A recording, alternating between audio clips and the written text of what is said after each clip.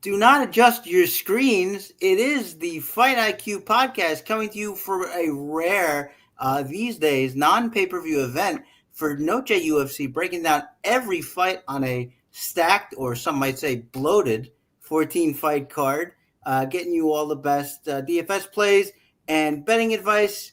Uh, Best place to come for it. You know me, of course.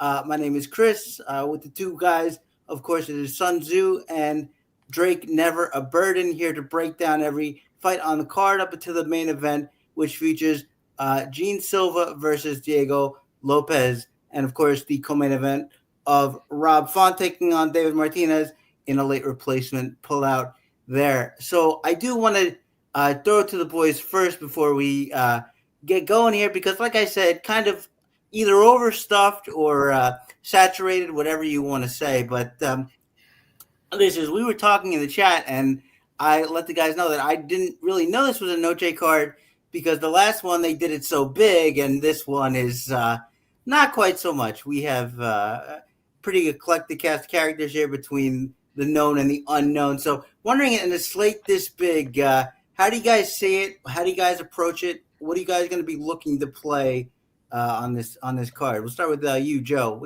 What do you see? Yeah, so I just think it's a little ironic that they're having the Noche card at the home of the Alamo, which I think is kind of interesting. Which, for those people that don't know American history, was the last stand by a group of Texans and Davy Crockett against the Mexican army, which ultimately ended in defeat up for the Americans, but the Mexican army ended up losing and ceding Texas to the United States. So all good there. But look, I wanted to come on because there's quite a few dogs in this card that I actually like. And I think I teased this in Twitter. I crafted a couple of parlays that I honestly feel have a pretty good chance of coming through, and also present the ability to hedge out if you get like part of the parlay right. So I really do like this card. I'm coming off a really good card in Paris where the French fighters went 5-0, and I think I was on every single one of them, which was good. I ended up really doing well money-wise, both in DraftKings and wagering. I've been doing a lot more wagering than DraftKings these days. So I kind of like the card. I think there's going to be some competitive fights, and I think there's some dogs that are going to bark. Yeah, no, I agree. We're actually just talking before we came on the air that we all have our share of dogs, and maybe not ones that we share. So gonna be interesting there. Drake, what about you? As you look at this card, 14 fights. Joe's a little bit more heavy on the betting. How are you approaching it? Well, I just want to say thanks to Chris and RotoWire for allowing us to do this. I know I asked like pretty much last second if we could do it, but it is awesome that we are able to do it for this card. I'm pretty excited about it.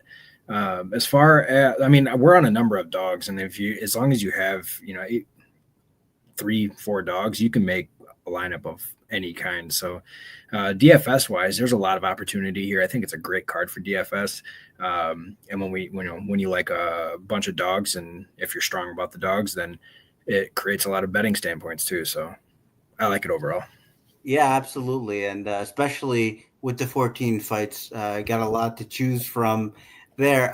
But we are going to move on. But before we do, I just want to let everybody know that if you are interested in subscribing to RotoWire, seeing all of our content, football underway, baseball winding down. But then, of course, we have the playoffs, hockey starting to heat up. So all of that stuff, if you want to subscribe now, you can get 15% off your first subscription. Type YouTube 15 in the box at checkout. That's YouTube 15 in the box at checkout for 15% off. And thank you so much for hanging with us, folks. We are now going to move on to this card, and it is the first fight up is Daniil Donchenko at 8,800 taking on Ronaldo Cezinado at 7,400. The line on this fight, Donchenko could be had minus 200, Cezinado plus 170. And, with low-level fighters like this, I almost gravitate towards the dog instinctively, just because Donchenko, I just didn't like what I saw from him. He's very kind of off balance a lot. He throws a lot of empty leg kicks in range, naked leg kicks, I should say, and that's really kind of bad against Senzinato, who is a tough guy, kind of a tough. I should clarify, Ultimate Fighter, kind of a throwback to the jiu-jitsu fighters of old who throw big overhands at you and then want to grapple you up and take you down. I think that's going to be enough here, and especially like I said, with Donchenko sort of being lazy in the pocket when he throws strikes and sort of hanging around when he shouldn't. I think that's going to get him tagged in this spot.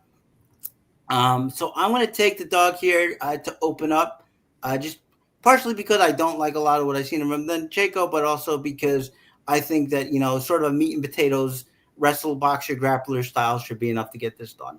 So that's going to be the first pick of the night. I'm going Cezinado here, and we will start with Drake. Drake, how you see the curtain jerker? This is kind of a fun matchup, I actually think, because it's two very opposite styles. Cezinado is definitely going to want to get this down to the mat. Donchenko is by far the superior striker. I am on Donchenko. I do think that he is the better overall fighter. He's actually really good at keeping people at range. And I think that's going to be the key to this fight. I know Joey is also on Cezinado. He thinks that he basically won't have any issue getting Donchenko to the ground, which if he does get him to the ground, there could be some issues. But I think Donchenko is smart enough to keep this on the feet and basically just kind of win. I actually think that he wins a decision.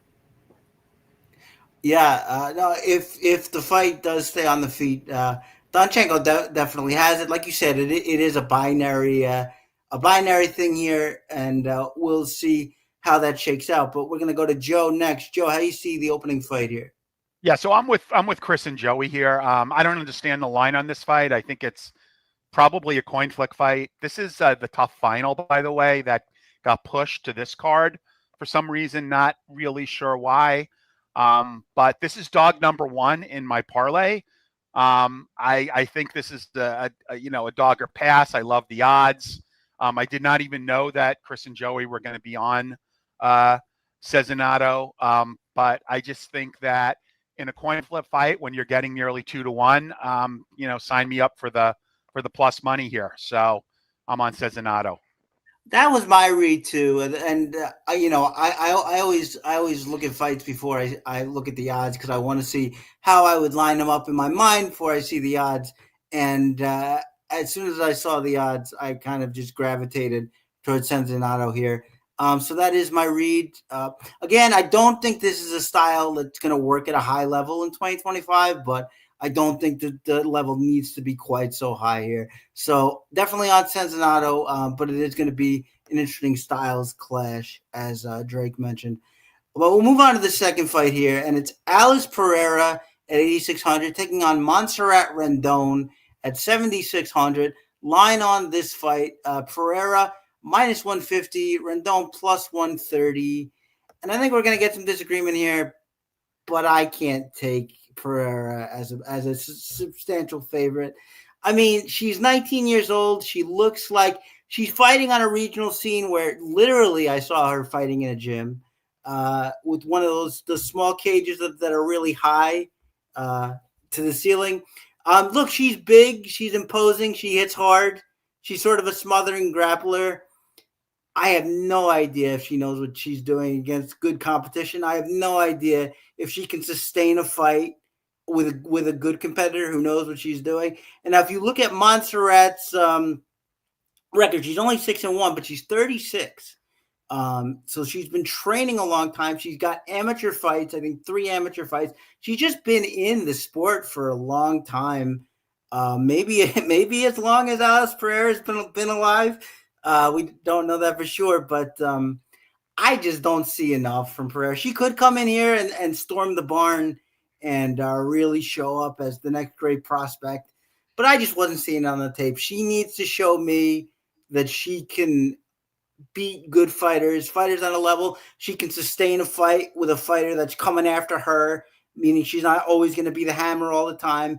And there's just too many unanswered questions for me to take her as a favorite. So I'm going Montserrat here, interested in opinions, and we're going to leave the one I know for last, and we're going to go to Joe first. Joe, how do you see this one?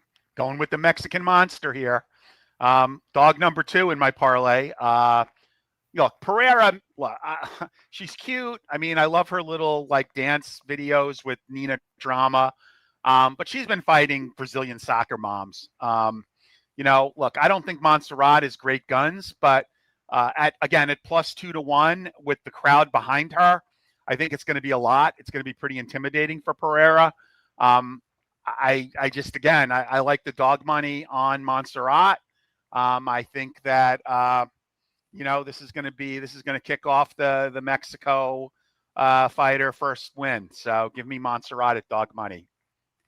Yeah, I agree. I agree with the Brazilian soccer mom's comment, but Drake is here to tell us why we shouldn't quit our day jobs. Drake, why is Alice Pereira the pick here? There is probably a number of fighters I would take in this scenario over Pereira, but I'm not touching Rendon. It's just not happening, man. She is not a good fighter. She is freaking awful. And that's not you said Brazilian soccer mom, you're looking at one. She's had UFC fights. That's good enough for me. That's really my benchmark. 6 decisions. Huh? Hasn't really looked that great in any of them. Yeah. I mean, she took a split decision with Vidal. I mean, that tells you all you need to know right there. Yeah, but Vidal is a better win than Alice Pereira has ever faced. That I do agree with, but I would argue that Pereira probably has better training partners, given who her brother is. That could be true. There's a lot of stuff that I just need to see before I can. Reminds me of, and I know the scenarios are very different, but it reminds me of like when CM Punk was going to fight. What was the cameraman's name that he fought? The guy who does camera work. The cameraman, yeah. And I forget his name now, but I think everybody knows him. No, we know who you're talking about. Yeah, I was really strong on him, and everybody's like, "Well, why? Well, he sucks too." Well, because at least he had combat sports experience, and this is kind of that on another level. Like, I don't know what Pereira's going to do when the fight goes long or when she gets pushed a little bit, and Serrat is at least going to come forward and try to win. I mean, and that really is just sort of the benchmark for me. So I'm going Montserrat. I'm just taking the home field. She's going to have the home crowd advantage. That's true too. This is a lot for a 19-year-old. I mean, honestly, it really is. I mean, she could have an adrenaline dump, a big adrenaline dump. Yeah, I agree. There's just too many questions. I get what Drake's saying. Montserrat is definitely not a fighter I would pick under normal circumstances. This is not a normal circumstance. If the lines were flipped, it would be a lot more interesting to me.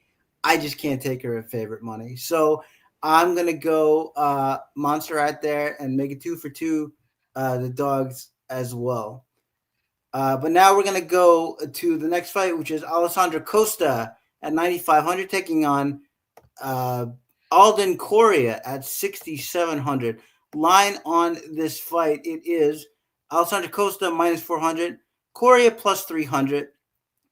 And yeah, I didn't see a ton to like about Alden Correa on the tape here. Just sort of a guy who wants to rush forward and grab the clinch and get his opponents smothered that way. And Alessandro Costa, he's a little too one shot at a time for me, but he is powerful. He is strong. And that's why I think he's going to be able to keep his feet here.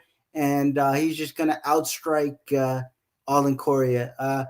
Correa's looks like he's tough, but I just don't pick him to have a functional game that can operate here. So I'm taking Alessandro Costa. Not one of my favorite plays at the elevated price there, but the pick is Costa. And this time we will start with Drake. Drake, how do you see this fight? Yeah, I'm not really sure how Correa got this fight. Does anybody know? Because I couldn't find it. No, do not. No, I have no idea. I mean, like what you said is Correa is a guy. I mean, that's what he is. He's a guy.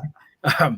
No, I'm not. I don't want to take anything away from him because some of his fights are entertaining. I'll give him that. Yeah. But there's nothing in his, in those fights that tells me that he can take a guy, let alone a guy that's ranked almost in the top 30 in the UFC. I don't see. But by the way, that knockout in his last fight, Drake, that guy German Ponce that he knocked out, the guy is 4-9-1. Yeah, that's my point exactly. He's a guy who's beaten on trash cans, and I'm not sure why he's over here, but here we are. Yeah, and I feel like there's a couple of these. I mean, I hesitate to call them fillers, but that's kind of what they are. They are fights like this on this card, and it's like I understand that you want to bloat the rosters up, and we won't get on that track now. But it's like, we can have 12 on the card, just make them quality fights. We don't need to max it out every single time. But nevertheless, that is. This fight, and Joe, I'm sorry, Joe. That's all right. I'm on coast, so there's not a lot to talk about here. Yeah, no, I know that. We can go to the next fight. Yeah, that's how enthralled I was by the fight. I almost blew past it. But we will move on to the next fight now. It is Zachary Reese at 8,900 taking on Cedric Dumas at 7,300. Line on this fight: Reese can be had -235. Dumas at +200. And at this point, forget everything that Dumas has been through out of the cage and all his hijinks and whatever, and all of the crap he's up to. He looked so bad in that fight against Mikhail Oleksiejczuk.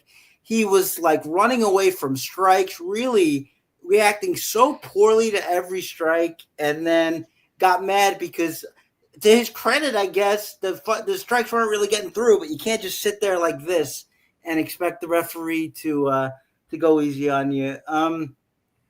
I just don't like Dumas. I don't like Zachary Reese either, generally, but he's at least the guy who's going to fight. He's going to get in there and swing. He's big for the weight class. He's got a jiu-jitsu game, and I just can't trust Dumas to do anything in the cage. Even if I thought he was Zachary Reese wasn't going to do much, Can you trust Rodriguez Dumas to put up consistent offense over 15 minutes? Absolutely not. So to me, there's only one pick here. Even if you don't like Zachary Reese, which I do not, I don't see how you can pick Dumas, and it forces me over to a much stronger position than I would ever want with Zachary Reese, which is that I think the fight ends by knockout. Maybe submission if Dumas goes to his wrestling, which he likes to do sometimes. But the pick is very strongly with Zachary Reese, and we will start with Joe here. Joe, how do you see this one?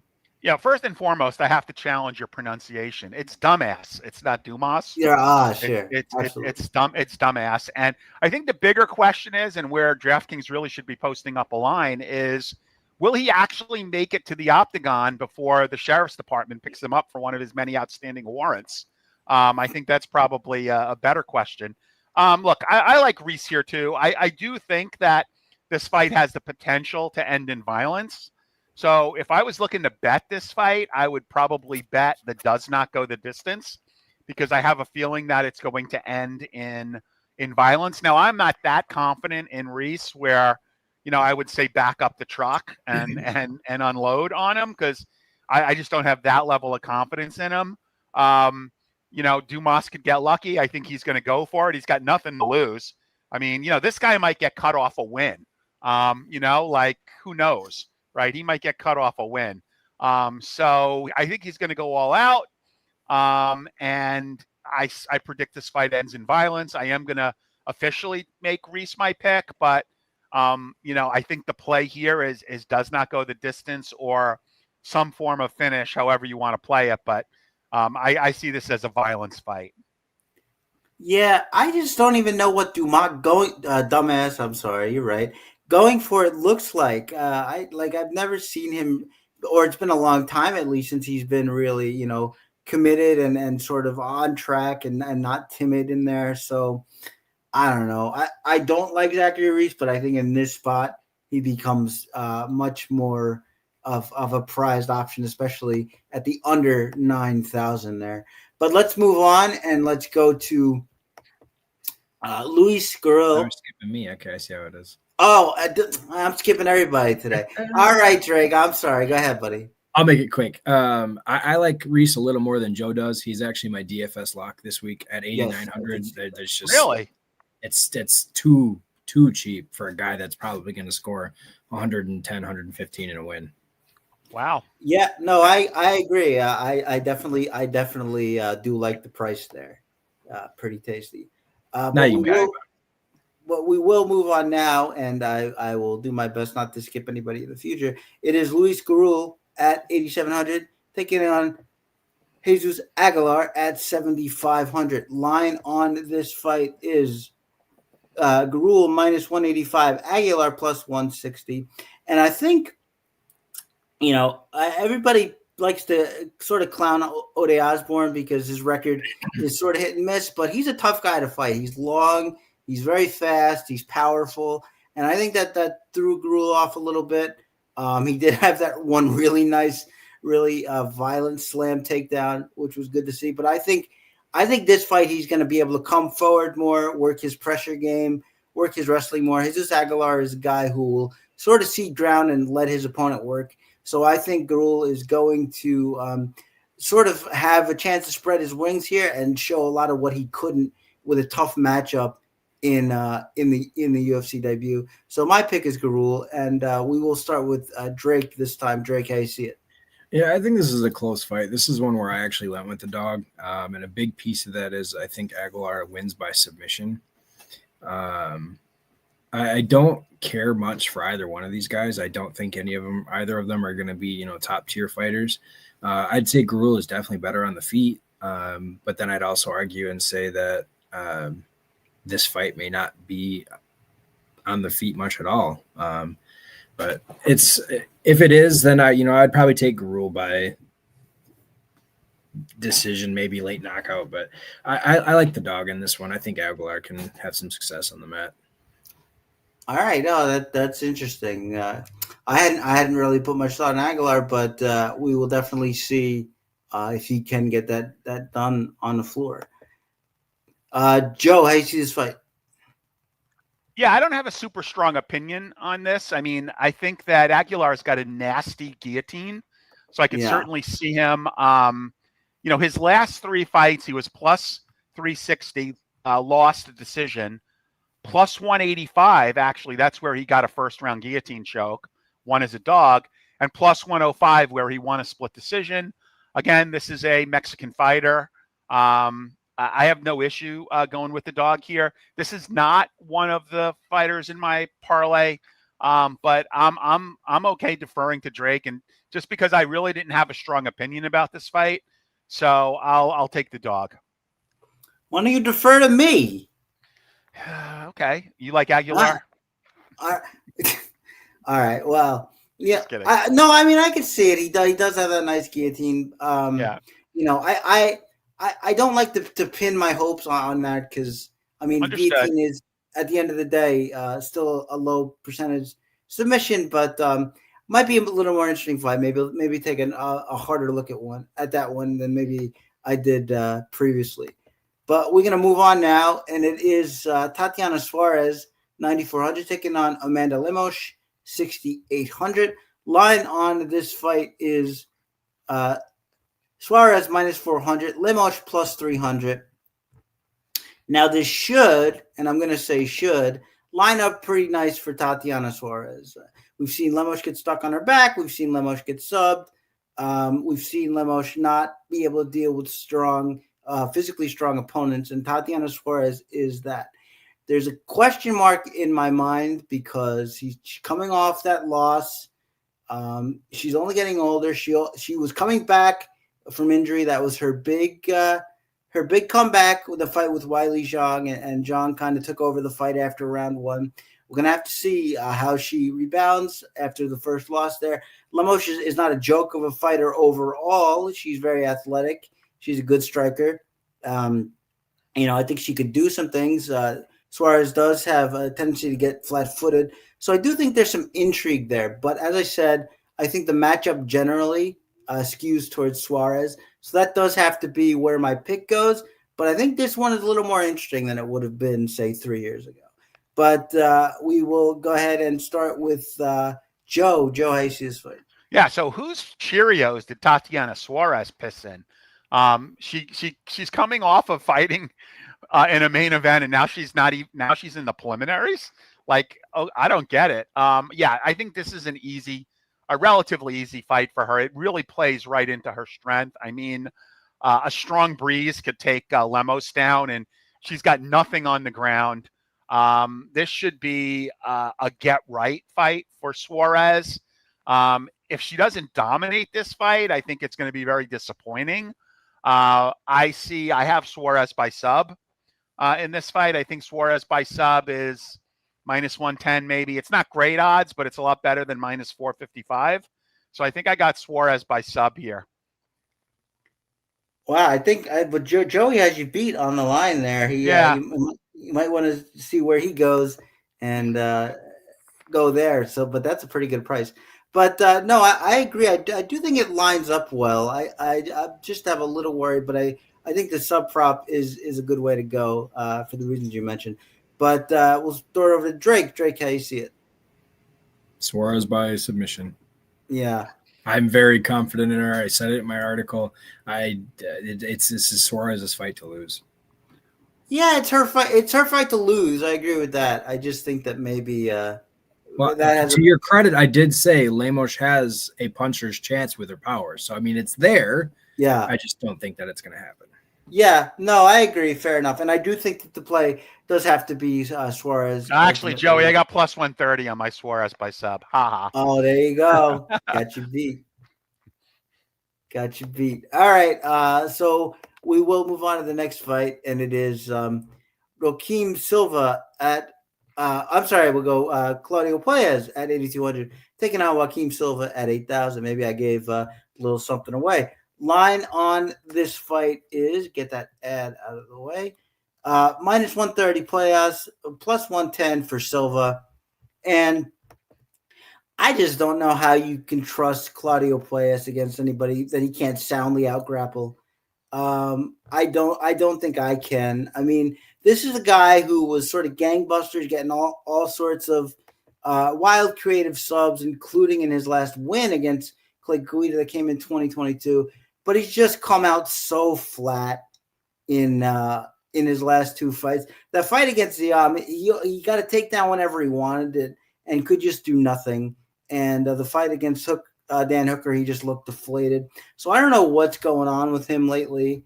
To say nothing of the fact that this is his first fight since that Ziam fight in February of 2024. So all the time off is concerning because he went from 22 and didn't fight until 24, and now this is his next fight. So all the time off is concerning. Joaquim Silva is a strong fighter with a good base and a jiu-jitsu player enough. He doesn't really use his offensive wrestling much. I mean, he can, but I think enough not to be submitted anyway. And if Claudio Puelles can't do that, I can't trust him. So it's not that Neto is a strong, DFS play generally, but maybe in this fight because Puelles just sort of can come out and poop the bed, and I'm kind of banking on it. So my pick is Joaquim Silva, but we will start this one with Drake. Drake has his fight. Yeah, this is another one where I went with the dog only because I do think that he can just chain takedowns again. There is always a very large question mark when it comes to Puelles, and that's his gas tank, which is how he lost to Hooker because he just got tired and then couldn't do anything. The guy has no upright game like at all. Yeah. And unless he figured out how to do more on the mat, which I would assume going into this fight, the extra time that he took, he should have that corrected. I think he stands a good chance to win at least 2 rounds. But this whole fight is a question mark. But as far as DFS goes, I don't think Silva's worth the play. So for me, it's Puelles or pass. Yeah, I should just note that Puelles is actually the small favorite here at the -130. He didn't start that way though. Yeah. No, that's interesting. I wonder what bettors saw to say. It also makes him a huge value on DraftKings because he'll be a dog on DraftKings. Right. Yeah. I don't think so. I think he's actually 8.2K on DraftKings. Is he? I think. Oh yeah, no, Okay. that's right. He is. He's 80. He's Oh, is he? 82, Okay. lives Well, in never town. mind then. Yeah, He's yeah, a yeah. slight favorite on DraftKings. Not big. Yeah, but I mean that's all right. Close either way, and I just wonder what bettors saw that was like, oh, I have to have some of that Claudio Playas. Okay, I'll tell you why, because I'm on Pulis as well. Okay, yeah, go ahead. I think there's a couple red flags. First of all, Silva's 36. He actually withdrew from his last fight in March. We don't know why, but he was the one who withdrew. If you look at his record, he has not had a quality win since 2018. That was his last quality win. Neto BJJ. Love the guy's name, Neto BJJ. But I think that also with Claudia, that split decision loss against Faraziem is aging pretty well.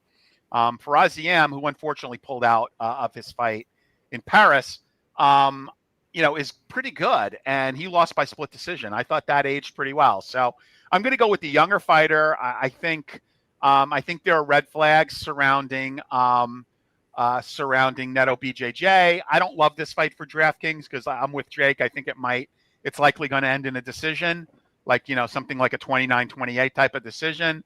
So I don't love it. I do have a small bet on Claudio in a parlay. But that's about as far as I'm willing to go with putting any action on this fight. I wouldn't play it in DraftKings, and I do have a small play as part of a parlay in just bets. I can see so clearly Pueyas diving for legs, getting stuck, and then just going to his back and having the ref have to call him up, and having that just happen on and on throughout the fight. And it could happen. It could happen. Then I'm going to go make a sandwich because, yeah. But I agree. This could look weird enough where he gasses or he gets the flash sub, and in that case, I think it would be a play on DFS for one or the other. But yeah, I think the most likely outcome is kind of a snoozer. But we will move on. Here it is. Dusko Todorovic, 9,300, taking on Juan Daniel Medina at 6,900. Line on this fight. Jose Daniel Medina, excuse me. It's minus 450 Dusko Todorovic, plus 350 Jose Daniel Medina. And two guys that you can't trust. Which one can you not trust the most? And I think the answer is Medina. Medina, for what I can gather, his best skill is mugging when he gets hit and telling his opponent to come on, which I don't think plays too well at this level. Todorovic is the very definition of a glass cannon, but at least he fights to win. He pressures. We've even seen him wrestle in some spots, which is good for me. It shows that he's like trying to do other things and trying to mix it up. And Medina is I'm surprised he didn't get cut after the fight against Gauthier. There, I don't know. Well, I do know why he's around. Another thing we won't get into, but I don't think fighters like this should be around.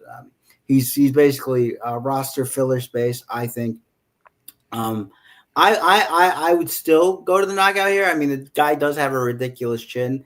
The uppercut that Gauthier hit him with, he did look okay after the ref stopped the fight. So I do think his chin is rock. Maybe it was cracked there, but in any event, I think that Todorovic is just going to put it on him, and he's just going to smile until he eats the wrong shot and knocks him out. So my pick is Todorovic here. I'll start with Drake. Drake, how you see it? Yeah, I'm going to start off by saying I do not like the odds for Todorovic. Yeah. He's way, way over what he should be.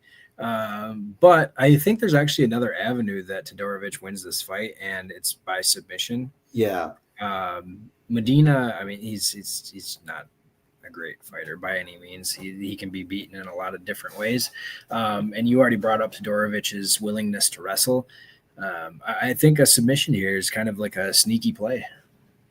Yeah, no, definitely could be. And, if it is the case that Todorovic is just hitting him in that big melon head and he's just not going anywhere, maybe he will decide time to go to the wrestling. So definitely a good shout there. But Joe, how do you see this fight? First of all, does this guy not look like Joe Lozon's younger brother? How can you like back a guy at these odds coming off 3 straight losses? Like I just don't understand it. I mean, his last win was in 2022 against Jordan the Beverly Hills Ninja Wright. And then he lost the fight before that to Chidi Njokuani. And then he beat Maki Pitolo, who actually ended up getting cut. I mean, like, he doesn't have any good wins. Like, how is he still in Neither the does UFC? Medina. Yeah. Well, neither does Medina. I get it. But now you're telling me I'm supposed to lay, like, minus 360, minus 380. It's a lot. Look, I don't love Medina either. I mean, I don't know, man. Maybe he's got some kind of Bolivian connection. I don't really know what's going on here. 34 years old, also coming off of 3 straight losses. Did he lose to better guys? I don't know. You tell me. Again, this is such a garbage fight. Like, I honestly don't see the point. Like, regardless of who wins, what does it actually mean? Like, why is this fight higher in the prelims than Tatiana Suarez? Like, I don't understand. Like, what's going on here? Yeah, exactly. Or at least after the tough fight. Like, what is going on here? I guess by default, I'll go with Joe Lozon's younger brother, but I don't love this fight at all. I just think it's like a blah fight. Like, if you're eating anything spicy or like oatmeal or bran, and if you can time your dump like to coincide with this fight, that would be my recommendation. Yeah. It's certainly nothing you would bet, but I think for DK you have to have it because I think they're just going to throw at each other, and we're going to see. I guess it's a better fight for DK probably than it is to bet on. Definitely better for DK. Yeah, I would say so. But yeah, I mean, not much more to say there. It's just 2 meatheads who are going to get in there and throw, and then maybe wrestle too if Todorovic is feeling like he really wants to win. But we will see. I'm going to move on now to the next fight. It is Santiago Luna at 8,300 taking on Quang Le at 7,900. Line on this fight, and it is there's that fight minus 135 for Luna, plus 115 for Quang Le, and I don't know. I like what I see on tape from Quang Le. I think he is a good judge of distance. I think he hits hard. I think he can throw in some of his own wrestling. I think a little sparse with the combinations, but I do think the style plays against somebody like Luna, who's going to look to pressure, be a little reckless at times, kind of really crowd the space. And I think Lei, with sort of that wrestle box style, powerful, physically strong, I think he's going to have some avenues here. So I like what I'm seeing from him. Luna's going to be the aggressive fighter here, but I actually think that's going to be to his detriment. So I'm taking Quang Le as the slight dog. And for this one, we're going to start with Joe. Joe, how do you see this fight? Yeah, I'll be honest. I did not put a lot of time into this fight. Luna's 21 years old, Mexican. Actually comes from a decent camp. He's got a lot of training partners. The camp has got a lot of depth. He's coming off of a 9-fight winning streak, which is impressive. I don't know. I mean, I don't know what to do here. I've heard talk of people supporting both sides here, so I'm not really sure where I would go. Do you want to hear what I have to say first? Yeah. Why don't you go? Take it. Yeah, so I'm breaking one of my rules as far as making picks and things like this, because Luna is probably unknown to a lot of people. And if you look at his record, I mean, he hasn't fought a lot. I mean, it's guys that are 2-1, 3-1, 5-1, 6-1, whatever it is. And generally I don't go with these guys, but I watched 7 of his 9 fights that he has. It took a while to find him, but I like what this kid offers, man. He's scrappy. He's got a chin. He knows how to grapple. I mean, he's a complete fighter. I'm really excited to watch this kid fight. I think they gave him a very winnable fight for his debut, and I'm really looking forward to seeing what he can do. Okay, yeah, well, you convinced me. Sure. He's 12 years younger. He's 12 years younger than Quang Le. Quang Le has definitely got a better pedigree, having fought in LFA and having won a number of fights in LFA. But I'll go with the Mexican fighter here for my official pick. Yeah, it's going to be an interesting fight, I think. There's definitely ways for Luna to get it done. I guess I'm just taking sort of the experience and sort of the measured approach there of Kwang Le. But we're going to move on once again up the card, and it is Alexander Hernandez, 8,400, Carlos Diego Ferreira, or just Diego Ferreira, at 7,800. Line on this fight, Diego Ferreira minus 120, Hernandez plus 100. And, Carlos Diego Ferreira, I like him as a dog in certain spots. I was all over him when he was a big dog against Rumbetzky.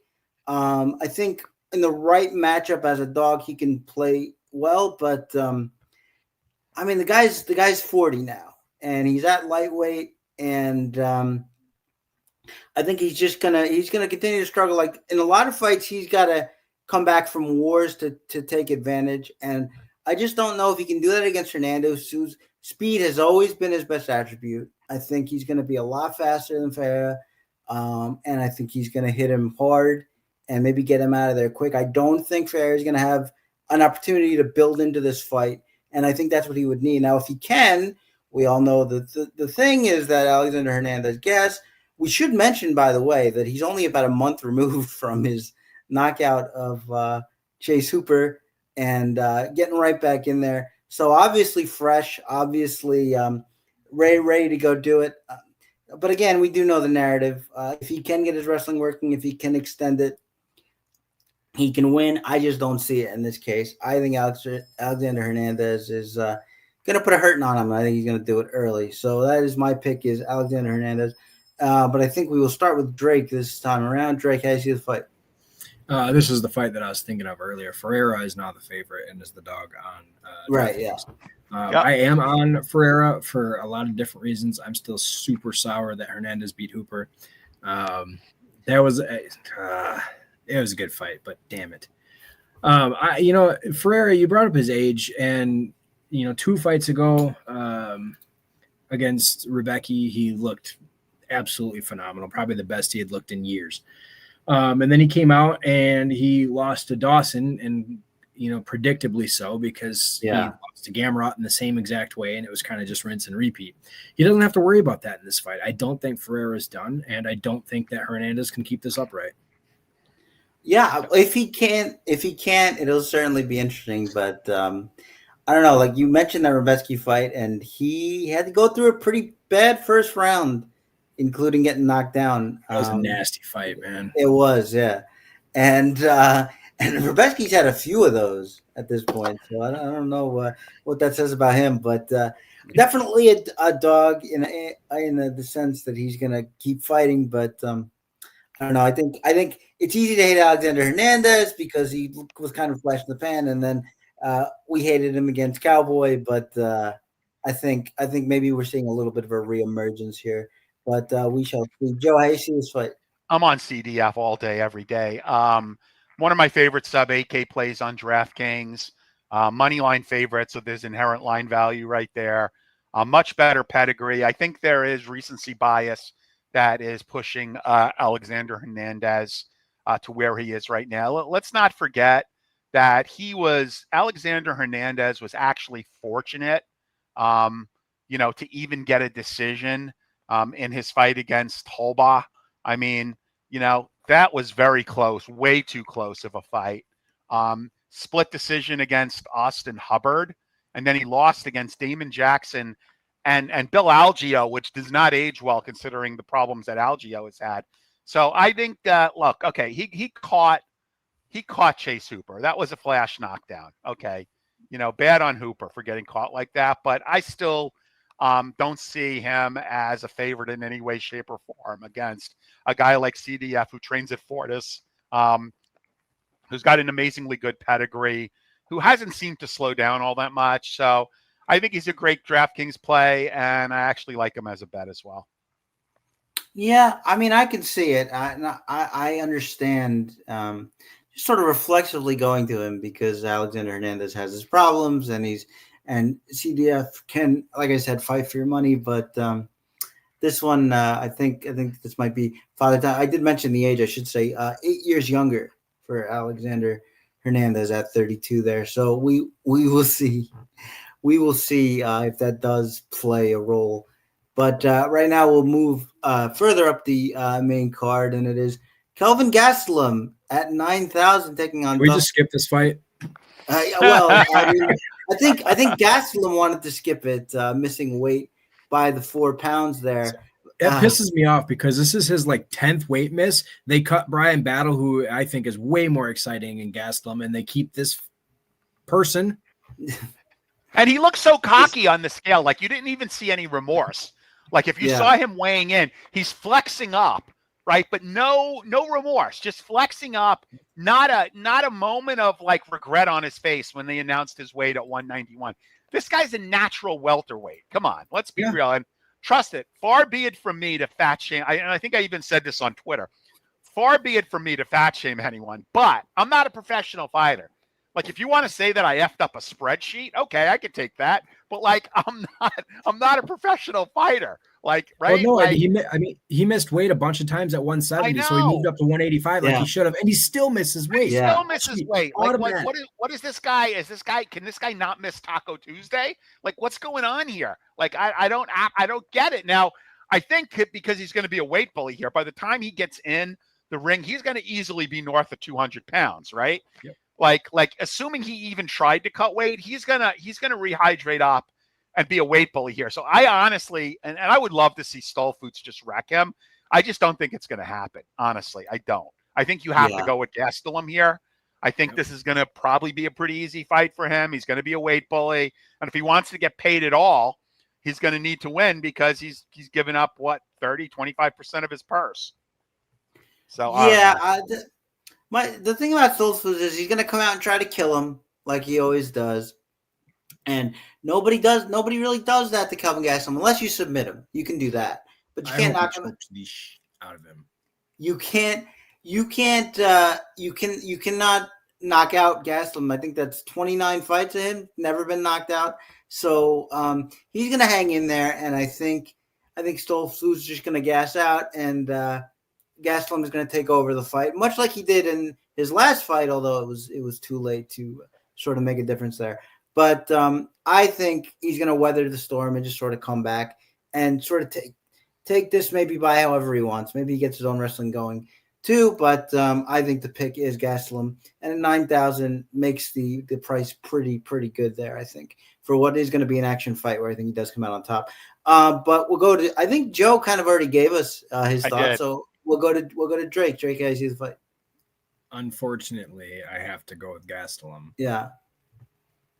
Yeah, I think that is the case. I mean, there's always the chance, and I guess the hope, listening to our guys here, that Stolfoots just comes out and clubs him, maybe clubbing sub or does something. But otherwise, I think something, Yeah, well, that's just way too thin a margin, especially with Gastelum. So I think he has to be the pick there, and I think pretty soundly so. But we will move on up. And it is going to be Jared Gordon at 9,100, Rafa Garcia 7,100. Line on this fight, it is Gordon minus 220, Rafa plus 185. And I'm picking Gordon, but I wrote an article that I think this fight could look a little bit more competitive than the line indicates. Rafa Garcia is an athletic guy. He's a good wrestler in his own right. He throws good combinations. We've seen Gordon get stuck on his back against guys like Joe Selecki. And I do think that Rafa's skill set offers something here. I just like I think Gordon's boxing is going to be a little cleaner. I think his offensive wrestling is a little better. And Rafa Garcia can get stuck on his back too. So it's really just a question of who can implement their game first. And I think Gordon is going to be the one to put the hammer down first. He's always been a really good cardio guy. I think that can play out here too. Like I said, could be a close fight, closer than the line indicates. But I'm gonna take Gordon to edge just because I like his. I think his style is more well suited, especially on the feet, and I think the gas tank is gonna play later on. But we will start with Drake here. Drake, how you see this fight? I am a lot more confident than you are on this fight, and I am on Rafa Garcia all the way. Yeah, thought so. I absolutely love Garcia for this fight. Grant Dawson laid the blueprint down to beat Jared Gordon. There's no reason Garcia can't follow the exact same way. And we've seen Garcia chain takedowns. We've seen him just blow through his, basically just keep his cardio up the whole time. I'm not worried about his cardio at all. I do worry for Gordon's cardio at times. He's now 37. We've already mentioned aged a few times. And like you said, he does stay on his back. I love Garcia in this for all formats. Wow. Yeah, it's definitely it's closer than I initially thought it was. When I took another look at it, I was like, yeah, Rafa can do some things, but ultimately I still did have to go with Gordon. But we will see what Joe thinks. Joe, how you see this fight? I'm on Gordon. Maybe the line's a little wide, but I still like Gordon here. I will say that Garcia does train at Cub Swanson's camp. Bloodline, combat sports. There is an age difference. I'm not too worried about Gordon's cardio. That doesn't mean he can't get caught with something. Honestly, outside of Grant Dawson, Rafa hasn't really been tested all that much. He lost several years ago to Gerard Carr. He beat Machate. As a slight favorite. Old man Pichel was his last win in March. Fight canceled against Neto BJJ. I don't know. I think, this is definitely a step up from Vince Pichel, step down from Dawson, but step up from Vince Pichel. I do like Gordon. I mean, obviously, part of me loves the backstory. Gordon was a heroin addict. And it's interesting. A lot of these guys that come back from having like severe addiction issues seem to have cardio for days. I don't know what it is. If you look at Court McGee, who was I think legally dead. These guys tend to have good cardio. So I always push for Gordon. I really like the guy. Maybe I'm letting that bias slip in here, but I do like Gordon, and he's always really been good on DraftKings and wins. When he wins, he's always scored well. So give me Gordon here, but because Jake likes Garcia so much, I'm definitely gonna put some lineups with Garcia out there just because of Drake's confidence in him as a play. I'm actually going to build the lineup right now with Garcia in it. A lot of pressure on Drake tonight from Joe. He's really That's okay. He's. I didn't change my pick. But I'm definitely going to add a Garcia lineup in here now. I understand, but going under his wing a little bit, and he's 7.1K. So come on. Hey, this is why we do this, though. It's to get all the perspectives that we can and kind of build from that. That's true. It's we're not just commentators. We're players too. So that's how you got to look at that there. But we're going to move on to the co-main event, and it is Rob Font 8,500 taking on David Martinez at 7,700. Line on this fight is Font minus 125. David Martinez plus 105. I really think this is a good spot for Font. David Martinez throws everything he has into his strikes, especially his leg kicks. He really winds up into them. He's a little bit more fluid with his boxing, but is kind of stationary with his karate style there. Doesn't quite do the Wonder Boy, just kind of bobs up and down as he looks for his shots. I think Rob Font is just kind of piece him up. He's gonna have to worry about the leg kicks for sure, because as a boxer, Rob Font stands heavy on that lead leg there. But I just don't think David's game is deep enough here to sustain what Rob Font has for him. I think Martinez is just sort of a powerhouse fighter who's got some skill, but not in this one. We should mention he is the late replacement. This was supposed to be who was it? Rojas? Raul Rojas, yes. Raul Rojas. He pulled out. It is David Martinez. I just don't think this is a fight he's ready for. I got to go Rob Font pretty strongly here. But we're going to start with Joe first, I believe. Joe, what do you feel about the co-main event? Yeah, look, I love Font as a fighter. I always have. Just when you think, I mean, I guess he moved to TriStar with Calvin Kattar. I mean, these guys used to be part of the Boston Cartel, but then I noticed that Calvin Kattar moved to TriStar, and I think I'm looking to see if it actually says it on his Tapology page, but I'm pretty sure that font actually moved to TriStar, which means he'll have Faraz Sahabi in his corner. Let me just see if it says so on his Tapology page. No, it still says the New England Cartel. But I swear that I heard that he moved to TriStar with Calvin Kattar. Anyway, be that what it may, I'm actually going to take a shot with the younger guy in David Martinez. I thought he was pretty impressive in his last fight. He is Mexico. He's 27 years old. So he's not young, but he's got a pretty good win streak going. He hasn't lost since 2021. So what's that? 2, 5, 8 fights in a row.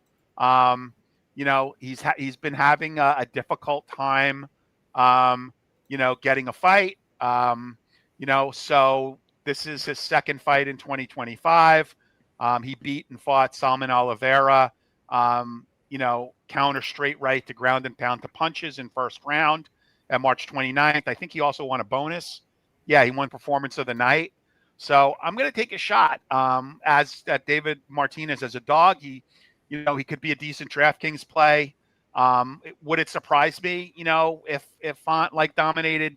I think Chris made a really good point with the leg kicks, because I think that is a real path to victory for David Martinez. If he can throw Font off with the leg kicks, it could really help. And again, I think he's going to have the home crowd behind him. So I'm going to take a shot with David Martinez here. All right, Drake, how you see it? I am also much more on Font than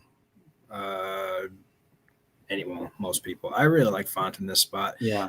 I got to say that the one thing that I really like about Font right now is how hungry he is. He seems to want to push himself, and he wanted that Rojas fight. He still wants the Rojas fight. It tells me all that I need to know about him. His heart is still there. We've already seen in his fights that the fight in him is still there. I don't mind David Martinez as a fighter or a pick. I think he's a great, talented young fighter. I do know that Joey is also on David Martinez. I think it's for a lot of the same reasons that you have, Joe, specifically the leg kicks and such. But I just think the volume's eventually going to get to Martinez. Font puts out a lot when he wants to, and some of those straight shots, once they start hitting and you get tagged over and over, man, it adds up. Yeah, I agree with the volume. That was what swayed it for me too. I just think David Martinez is going to be there to be hit way too much. So I am on Font as well, but we will see how that shakes out there. But we will move on now to the main event, and heartbreak for Drake as two of his boys are fighting. What will he do? What will he pick? Where will he go? We'll have to wait a little bit longer to hear that. It is Jean Silva at 9,200 taking on Diego Lopes at 7,000. Line on the main event here is Jean Silva minus 250, Diego Lopes plus 210. And my hot take going into that Brian Ortega fight was that I didn't think Diego Lopes was a high-level fighter. And the reason why I said that was he's the kind of guy who really needs his ground game to work in order to make his striking work. He's obviously very powerful, but if he cannot scare you into you having to worry about his takedowns, he don't have much. And we saw him make Brian Ortega look like a crisp striker out there. Sort of got battered around and never really found his way in that fight. But you might be thinking Jean Silva is not Brian Ortega when it comes to jiu-jitsu, and that's, of course, true.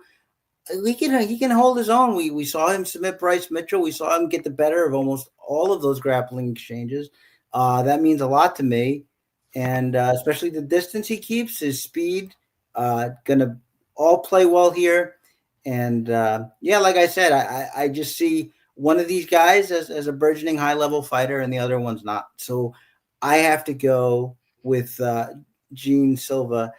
And we're gonna wait. We're gonna wait to see what Drake thinks, but we will go with Joe first. Joe, how you see it? Okay, so I'm going to go with Lopez here, and this is more of a betting pick, and I'll tell you why. Because once we're done with, breaking down this fight, I mean, I kind of I gave you the lead when I reposted this that we were doing this pod, but there's a couple of parlays that I like a lot, and this is the final leg of my parlays that I like, and I think you can hedge by going with Silva if you win the initial legs of the parlay. You could kind of hedge it on Silva, but I really do think Lopez has got a legitimate shot here. I mean, he went 5 rounds with Ivan Volkanovski. With Volkanovski is not out. I'm sorry, Alexander Volkanovski. Volkanovski is honestly not the fighter that he used to be, but still, 5 rounds. He actually battered him. If you saw Volkanovski's face after the fight, he was only a slight underdog in that fight. He pretty clearly beat Brian Ortega, Dan Ige. He's fought better competition. Pat Sabatini, his loss to Eslavov, I was actually at that fight, and I think everybody was absolutely shocked. He was like plus 600 in that fight, and he gave Evelev everything Evelev could handle in Newark at that fight. He actually got a fight of the night, $50,000 bonus for that fight. Big jiu-jitsu pedigree. I don't think he wants to keep this standing too long. I think he wants to get it on the ground. He's kind of peaking. He's getting to be at the peak of his fighting capabilities. Look, I love Silva. I love the fighting nerds. I do think though that there is a way that if you're going to parlay and include Lopez in your parlay, that you could hedge off with Silva. Or else just throw Silva in if you're playing a lot of dogs and go the other way. But I'm going to take Lopes here. Again, I like the odds. I like the competition. I like where he is right now in his career. Yeah, for everything I did say, we know he's tough. We know he does have a skill set. I just think he gets chewed up. I think the fighting nerds get one back. A revenge of the nerds, if you will. But we will go to Drake to see which decision he made here. I know it was very tough for him. So, Drake, why don't you let us know which of your boys are you backing?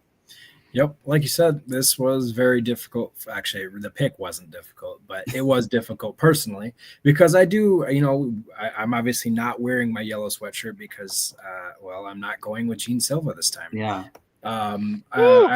This might be the first time I have not gone with a fighting nerd, and there's several reasons. And I swear, if I hear one more person say Lopez is not an elite fighter, I'm going to throw them through the freaking window. Hey, I started it. I was first in. It is absolutely asinine. He ran through everybody that he fought until Volkanovski, and Volkanovski is an animal. There's levels and levels and levels to this game, and only Topuria and Holloway are on Volkanovski's level. Holloway probably isn't anymore either. But, as far as levels go, Volkanovski is still up there. You mentioned that something about takedowns and how he needs to threaten them in order to do well. Did you not see the fight against Yusuf? Because there was nothing there, and he just bam. Lopez's power is so hidden and ridiculous. It's crazy. Look at Volkanovski's face at the press conference. Oh, I know it was, and yeah, oh my God, he was like a third of the strikes, and it was purple. Yeah, he hits hard, and so Silva does too. Don't get me wrong. I just think that Lopez has the better chin. He's obviously got the better ground game. He's probably quicker. Everything in this tells me that Lopez is going to win this fight, and I honestly don't think it's close. Yeah, like I said, my point about the Brian Ortega fight was like he comes out and he kind of sparks him, and then Ortega he lets him into the fight continuously. Like you think he would get him out of there, but he's hanging around, and I think it's because if he can't use his jiu-jitsu, he kind of runs out of ideas, and I don't think he's got his sort of rote combinations that he throws. And that's what it is. I just don't think it's going to be enough for Jean Silva here, but we will definitely see. And yeah, I might reconsider it. I do think think the Fighting Nerds, if people are going to go off of that track, I think it might be a good one to hop back on. Because let me say something real quick about this too, and I noted it in my article. The odds for this fight are so unbelievably disrespectful to Lopez. It just blew my mind when I saw it. I couldn't believe it. You know, if they were 110 and 100, okay, that's fine. If it was 130 and whatever, I would be okay. That's all right. But to put him that big, like almost a 3-1 dog, is just it's crazy. Considering he just faced Volkanovski for the title and already blew through everybody else. I don't understand the reasoning for it behind at all. I just don't, because Silva has not fought a big name like that. Bryce Mitchell is terrible. Yeah, no, it's true, but I think he's good where Lopez needs to be good to win this fight, and I think that's the. I don't think it's gonna. I don't think it's gonna be easy. Don't get me wrong. I don't think it's gonna be easy, but I still think I did make Diego Lopez my bet of the week. Oh wow. Yeah. Okay. Well, speaking of bets, okay, I kind of teased that I had some parlays here, so I'm gonna. Wait. Let me him get to his spiel now. It is that we're gonna wrap up the fight card. 1 second, Joe. So thank you for tuning in for that. But now it is hot takes, where we take a line that we think is, or lines or parlays that we think are a little too juiced up. We give them to you as plays that could come in at the plus money. So I will go ahead and throw it over to the boys here. Joe is chomping at the bit, so let me go ahead and throw it in. Okay, so here's my parlays. So first parlay is CDF, Carlos Diego Ferreira. I got him at -115. He's currently -118. Montserrat Rendon +124, and Rodrigo Cezinado at +180. That parlay pays nearly 11-1. I played it to win 1,000. I added to that same parlay Diego Lopez at +195. That bumps the odds up to 33-1, which is pretty solid. Now, a couple of ways to hedge. One thing that I did is I played all the dogs in my parlay, which is Cezinado, Rendon, and Lopez. I took them all on the points line. So I took Diego Lopez +5.5 at +130. I took Rendon at +3.5 at -205, and Cezinado at +3.5 -110, leaving in Diego Ferreira at -115. Now, what that means is, in theory, Cezinado, Rendon, and Lopes could all lose as long as they win one round on the judges' scorecards, right? So that is somewhat of a hedge. Now, that pays 12-1, right? So that's a hedge. Now, the other thing you can do is, and I'm not going to say fortunate enough, because I know we're going to get the 3 in.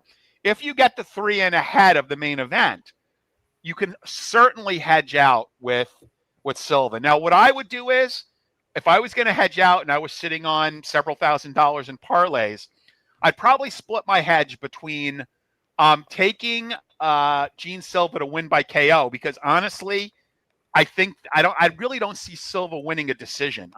But KO is, I believe, -110. So I would probably hedge by splitting my hedge, whatever my hedge is going to be, on Silva by KO, and then take the other side as Silva on the money line.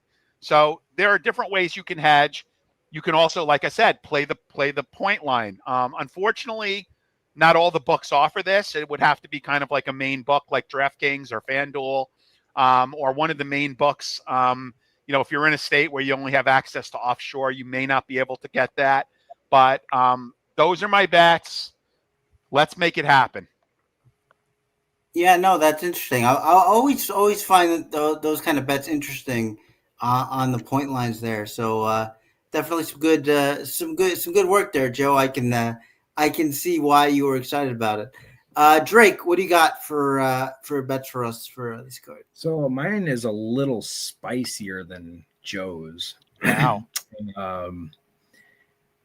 This one I have, it's a 4-fighter. It pays out at 129-1. Holy shit. It is Tatiana Suarez wins by submission. Dusko Todorovic wins inside the distance. Lopez wins inside the distance. And the one you guys aren't going to like, Alice Pereira wins by TKO or KO or DQ. And it pays out, like I said, at 129-1. I'll play it. Wow. So I'll play it. Let's go through that again. So I got Suarez and I got Pereira to win inside the distance. And then you said Dusko to win inside the distance? It was Dusko inside the distance, Lopez inside the distance, and Pereira by KO, TKO, or DQ. Okay, let's see what I got, how I got that on so Lopez inside the distance. Okay, winning method. I'll tell you what that pays on DraftKings. I'm almost there. To win by finish. Lopez wins inside the distance. And then we've got to add Dusko to win inside the distance, which it's going to be interesting. I will have to, play it a little bit at those kind of odds. Where's Dusko? Dusko to win in. Here it is. Dusko inside the distance, winning method, plus. He's only plus 140, but that's because I've got that on DraftKings at 112-1. Nice, yeah, works out. I'm going to play it. I got to go the opposite of Drake here. Plus 700, Montserrat Rendon to win inside the distance.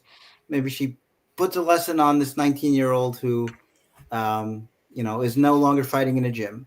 So we will see how that works out. But now I'm going to throw it over to the chat. Any hot takes you guys have, I will post it. We will talk about it. Could have seen this one coming. Lopez inside the distance, plus 350 for Joey. If he doesn't get it to the ground, I think we agree on that, right? He has to get it to the ground, or you think he doesn't? I don't think he's good. Lopez, no, I think he can win this straight up. Ooh. I think he can knock Silva out. You don't think he's I go to say that he's got more power. He's got more power, but I'm not worried. Jean Silva doesn't throw a bunch of volume either. That's true, but I am not worried about the striking at all. I could see Lopez just flatlining him. All right. So by the way, if any of our listeners was unfortunate enough to go to Indiana State, you got my sympathies. They're losing 66-0 to Indiana in college football. Like, there's got to be a mercy rule. There's 11 minutes left in the fourth quarter, and the starter didn't even play any of the second half for Indiana. 66-0. They could probably put up 100 if they wanted to. Start taking knees, boys. Come on. Wow. There's 11 minutes left at 66-0. Holy shit. Coach is not going to be very friendly after this game. No handshake. And Joey and my dog lock. He's all over Cincinnati, yeah. And good, Joey. I like Cincinnati. Yeah, I think that could be a good DraftKings play too. That is going to be hot takes going once, twice, sold. Thank you guys all for hanging out in what was sort of an impromptu pod, but we're definitely happy to do it. Absolutely. When are we back, Chris? October 4th? Yeah, we're off next week, and then do we come back into the pay-per-view, or it's the week after that? I think it's October 4th is the pay-per-view. It's the 4th. Okay. So that'll be Ankalaev and Pereira. Ooh, spicy. And if Ankalaev wins, locks up one of my end of the year bets, that will be Ankalaev as champ for the end of the year. So for whatever reason, as soon as Ankalaev won, DraftKings took their end of years down, and they never put them back up. So unfortunately, if you wanted to go for those, you couldn't get them there. But I think there's probably still a chance to get some kind of value, especially in Verna Jandiroba, who's got her title fight coming up. So definitely go to RotoWire and check out that stuff too if you are interested. But we are going to sign off now. Thank you guys so much again for hanging out. We will be talking about the fights, ribbing each other, I'm sure, and talking on Twitter. So look out for that. Guys, thank you again so much. Good luck in all your contests, and we will see you for the next one. Peace.